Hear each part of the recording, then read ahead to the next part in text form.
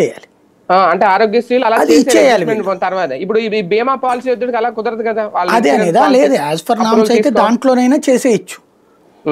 అది ప్రభుత్వం ఇనిషియేటివ్ మీద డిపెండ్ అయి ఉంటుంది. నేను అంటున్నది అదే, అక్కడ కంపెనీల యొక్క తెలివితేటలు ఉంటాయి. కంపెనీలు లాభం సంపాదించాలనుకుంటాయి కానీ ఇన్సూరెన్స్ లో నష్టపోవాలనుకో కదా, అప్పుడు తేడా వస్తుంది అంటున్నా. అది ఒక ఏడాది చూస్తే ఇప్పుడు ఒకటే, ఇది ఒక రకంగా చెప్పాలంటే ప్రభుత్వం తనని తాను పరీక్షకు పెట్టుకుంది. రాజశేఖర రెడ్డి దేవుడు ఎందుకు అయ్యాడు?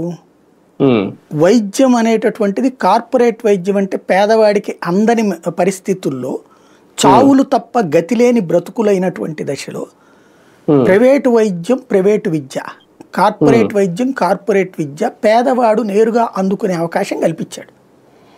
అందుకే దేవుడు అయ్యాడు. ఎంతమంది ఎన్ని బూతులు తిట్టినా ఆ కాన్సెప్ట్ అట్లాగే నడిచిన రీజన్ అదే.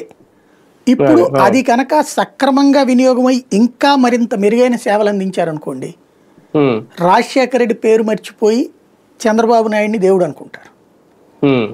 అదే ఆసుపత్రిలో ఇబ్బంది పెట్టి, ఆసుపత్రిలో వాళ్ళ జేబులో డబ్బులు ఏమి వేడిగా ఏం లేదా, వాళ్ళు ఇన్సూరెన్స్ కుదరదు అంటున్నారు, ఏం చేయమంటావు?